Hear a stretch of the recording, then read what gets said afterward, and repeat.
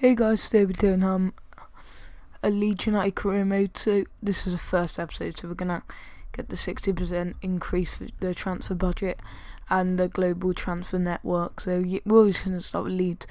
We start with 3 million, but we got 60%, so we actually get additional more to that, and we're gonna play on world class 4 minutes. We changed the stadium name to Ellen Road because he didn't know that's what the stadium, Leeds United Stadium is. So we download latest and we're done.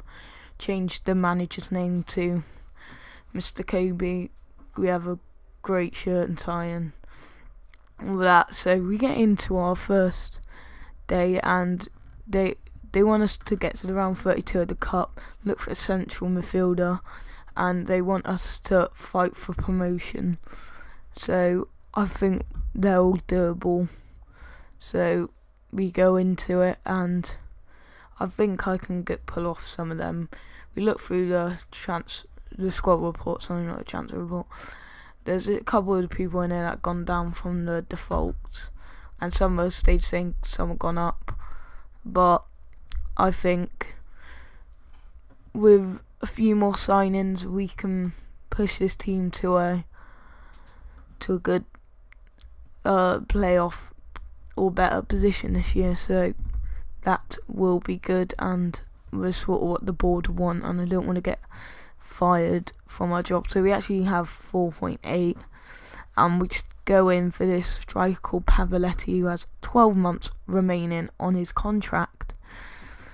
I think they want about 2 million for him, but we obviously short the price because I don't want to pay that much for him. And we inquire about Serge Gnabry from Arsenal, right mid, and Coquelin, and this Cardiff left mid, and Jordan Ibe, and a couple of other people from the Championship, as you will see now. So Nathan Redmond is one other, and Cameron Stewart. So we come out of that, and then we get back with the inquiries, and a couple of them recently joined or just don't want to sell them. And they want about 8 million for Redmond, so I didn't really want to do that. And we come back, there's a few more. One we do go for Serge Gnabry. I don't think we go for this Francis Coquelin guy, but we try to get this one for 650k, which gets rejected in the end, but we do place another bid after. So we have a look at some other ones. Jordan Ibe is the one that we wanted to get.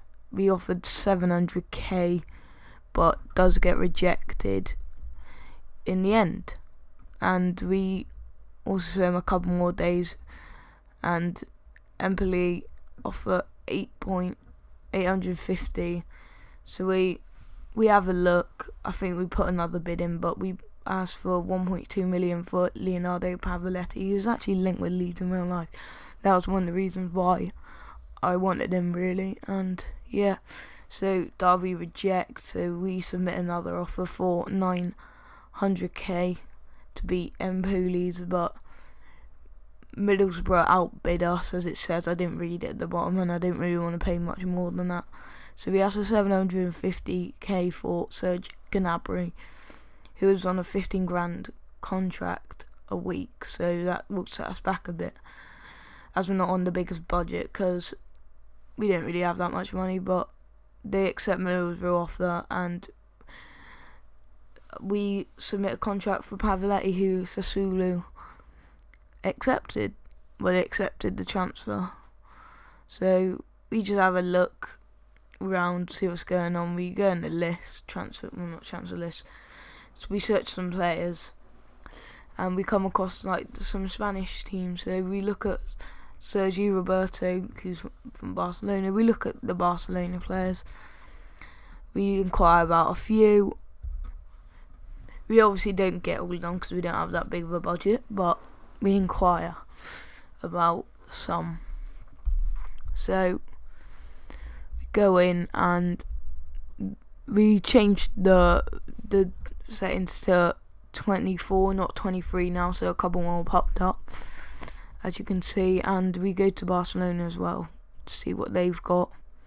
We inquire about Meunier, but he recently joined the club, so he don't actually join us. And Douglas recently joined, even though they put him on the transfer list, which is a bit bizarre.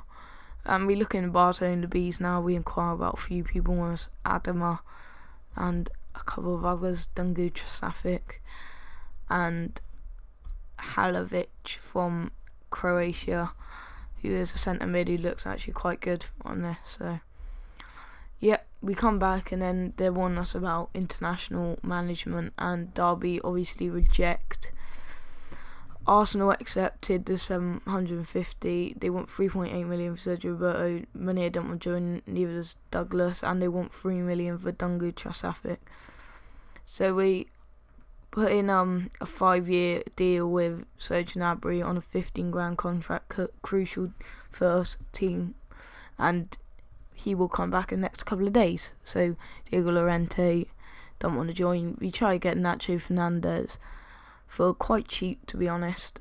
It doesn't actually happen, but it's fine because we don't really have the money to get him in our team, and a couple of them don't want to join, or they have recently joined, so we don't get a few of them. But Serge Gnabry does accept, and he joins the team, which is a good thing because we need a bit of width in our team, and he's going to do that with a bit of pace. So we put Gnabry in the team, changed formation, and then we changed the budget allocation, and then we submit a contract offer for Pavoletti from Sassuolo. We gave him a 5% goal bonus, and I was tempted to make that my last offer, but they came back at us and he rejected, I think. So they want 3.1 million for Fernandez, and we just can't really do that because his wages are too high, and we don't have the money to do that right now. So we just get rid of it. We look at the Liverpool, sort of what they've got going on, and we inquire about John Flanagan.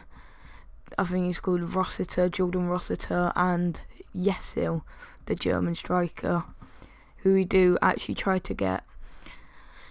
And yeah, we inquire about him. Samad Yesil from Germany, and also Flanagan and Jordan Rossiter. And we go into Man United to see what they got. We inquire about Jesse Lindegaard and James Wilson in their sort of players department.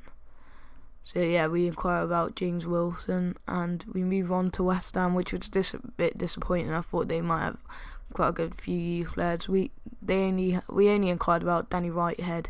We didn't actually get him. I was just saying how much they wanted for him. So they want 2.4 for Flanagan, 800k for Rossiter, and we'll wait for the other ones to come back. We actually try and put in a bid for John Flanagan, but which does get rejected at 900k. But they reject it. It's one guy I'm going to try and get actually, because he might be someone good to get in the team.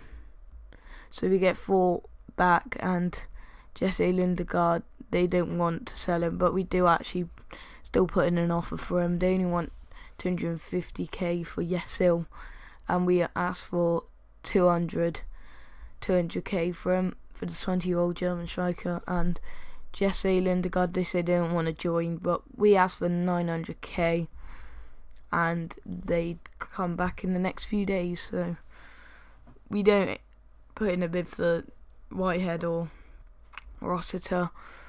So we wait back, and Pavoletti declined. So I think that was the end of it, really. I didn't really want to pay any more for him. So we get accept from Liverpool and Manchester United. We offered them contracts on a 5-year deal, important first team for Jesse Lindegaard, and a rotational 4-year deal for Yesil till he's 24 years old,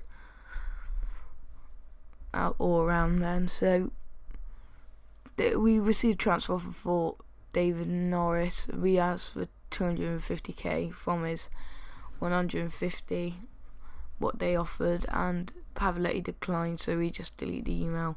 And Charlton say they don't want him because that's too much. So we inquire about this guy called Zongo, and Jesse Lindegaard accepts. So he is someone else going in the team. So I was thinking about playing him sort of like left mid, but we inquire about Zongo, who's a striker. We need a striker in this team, like a good one, and they only want 2.5 mil for him.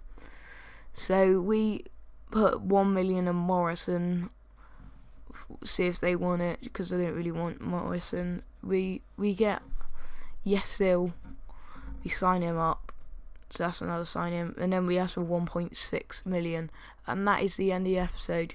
Thanks for watching, subscribe, leave a like, thanks.